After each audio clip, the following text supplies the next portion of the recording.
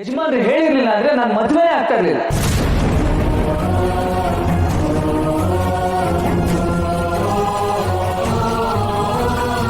ಅವ್ರು ಹೇಳಿರೋ ಒಂದೇ ಒಂದು ಕಾರಣಕ್ಕೋಸ್ಕರ ನಾನು ಶ್ರಾವಣಿ ಮೇಡಮ್ ಕುಕ್ಕೆಗೆ ತಾಳಿ ಕಟ್ಟಿದ್ದೆ.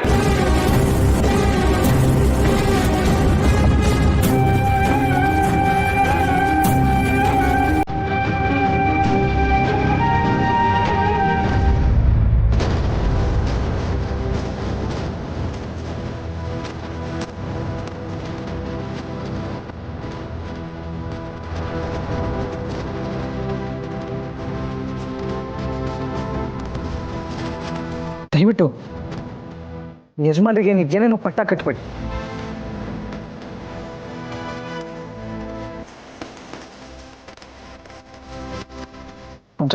ಒಂದೇ ನಿಮಿಷ ಬಂದೆ.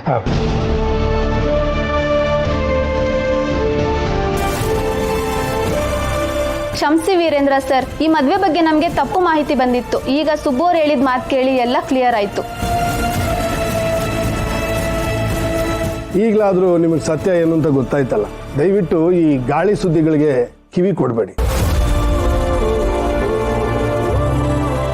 ಅಪಪ್ರಚಾರ ಮಾಡೋರು 10 ಜನ ಇರ್ಬೋದು, ಆದರೆ ಕೈ ಹಿಡಿದು ಎತ್ತೋರು ಕೋಟಿ ಜನ ಇರ್ತಾರೆ.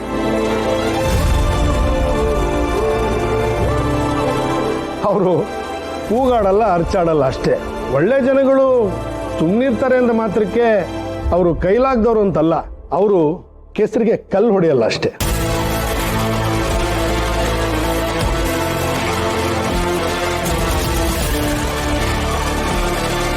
ನೀವೆಲ್ಲರೂ ಬಂದಿದ್ದಕ್ಕೆ ಧನ್ಯವಾದಗಳು.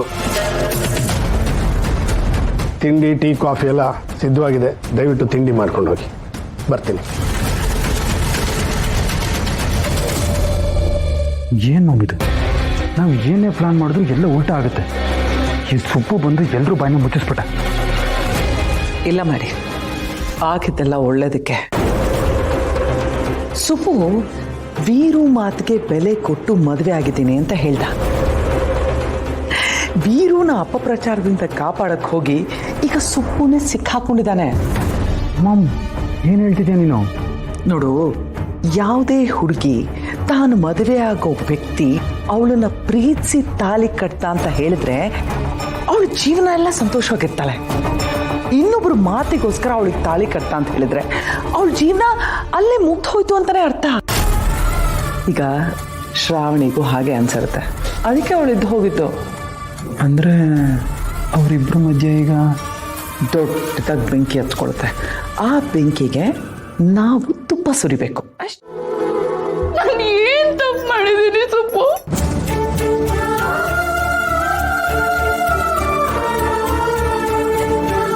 ನಿನಗೆ ನನ್ನ ಮೇಲೆ ಪ್ರೀತಿ ಇಲ್ಲ ಸುಬ್ಬು. ಅಪ್ಪ ಹೇಳೋ ಕೆಲಸ ಅಷ್ಟೇ ನಿನಗೆ ಮುಖ್ಯ. ಈಗ ನಿನ್ನ ನನ್ನ ಮದುವೆ ಆಗಿರೋದು ಕೂಡ ಅಪ್ಪ ಹೇಳಿರೋ ಒಂದು ಕೆಲಸ ಅಂತ ಅಷ್ಟೇ ಅಷ್ಟೇ. ಈ ಖುಷಿಗೆ ನಾನು ಮದುವೆ ಆಗ್ಬೇಕಾಗಿತ್ತ? ಇಡೀ ಜೀವನ ನಾನು ಒಂಟಿ ಆಗಿದ್ದಿದ್ರೆ ಚೆನ್ನಾಗಿರ್ತಾ ಇತ್ತು.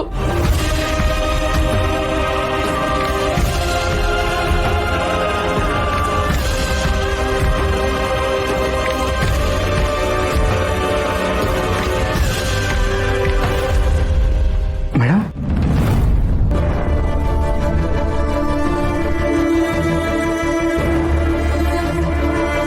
ಮೇಡಮ್ ಯಾಕೆ ಹಾಗೆ ಬಂದ್ಬಿಟ್ರಿ?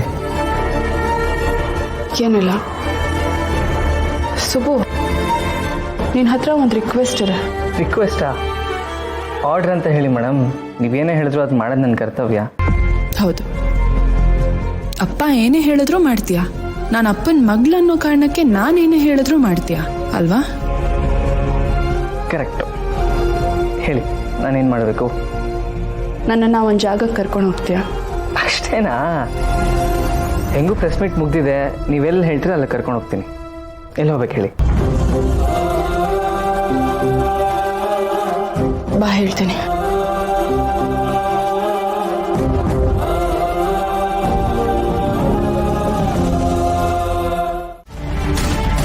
ಯಾರೋ ಮಾಟ ಮಾಡ್ಬಿಟ್ಟಿದ್ದಾರೆ. ಯಾರು ಇದನ್ನೆಲ್ಲ ಮಾಡ್ಸಿರೋರು? ನನಗೆ ಗೊತ್ತು ಯಾರು ಇದನ್ನ ಮಾಡ್ಸಿದ್ರು ಅಂತ. ನನಗೆ ಗೊತ್ತು. ಆ ಮೇಲ್ಮನೆ ಇಂದ್ರಮ್ಮ ಇದ್ದಾಳಲ್ಲ, ಲೇ ಮಾಟ್ಕಾತಿ, ಬಾರೆ ಕೆಳಗೆ ಮಾಡೋದೆಲ್ಲ ಮಾಡ್ಬಿಟ್ಟು ಬಚ್ಚಿಟ್ಕೊಂಡಿದ್ಯಲ್ಲ ಬಾರೆ ಮಾಟ್ಗಾತಿ ಇಂದ್ರಮ್ಮ ಬಾ ನಿಂಗ್ ತಾಕತ್ತಿದ್ರೆ ನೋಡ್ಕೊತೀನಿ ನಾನು. ಏ ಕಾಂತಮ್ಮ ಹಿಂದೆ ಮುಂದೆ ಗೊತ್ತಿಲ್ಲದೆ ಲಬ್ಬ ಲಬ್ಬ ಅಂತ ಬಾಯಿ ಬಿಡ್ಕೊಬೇಡಿ. ಅದನ್ನೇನಾರು ಅವ್ರ ಕಿವಿಗೆ ಬಿದ್ರೆ ಅವರು ಬಂದು ಜಗಳ ಮಾಡ್ತಾರೆ. ಅಮ್ಮ ನನಗೂ ಇದನ್ನೆಲ್ಲ ಮಾಡ್ಸಿರೋದು ಇಂದ್ರಮೋರೆ ಅನಿಸ್ತಿದೆ ಕಣಮ್ಮ. ಅತ್ತೆ ಮಾತು ನಿಜಾನೇ. ಅಲ್ಲಿ ನೋಡು 2 ಬೊಂಬೆಗಳಿದೆ. 2 ಬೊಂಬೆ ಅಂದ್ರೆ ಏನರ್ಥ? ಶ್ರಾವಣಿ ಸುಬ್ರಹ್ಮಣ್ಯ ಕರೆಕ್ಟು. ಹೋಳಿ ಮೇಡಮ್ ಅವರು ಸುಬ್ಬು ಮದುವೆ ಆಗಿರೋದು ಆ ಇಂದ್ರಮ್ಮ ಅವ್ರಿಗೆ ಒಂದು ಸ್ವಲ್ಪನೂ ಇಷ್ಟ ಇಲ್ಲ. ಅವ್ರಿಬ್ರು ಸುಖವಾಗಿ ಜೀವನ ಮಾಡಬಾರ್ದು ಅಂತ ಯಾವಾಗ್ಲೂ ಶಾಪ ಹಾಕ್ತಿರ್ತಾರೆ. ಈ ಮಾಟ ಮಾಡಿಸಿರೋದು ಅವರೇ ಇರ್ಬೋದು ಕಣಮ್ಮ.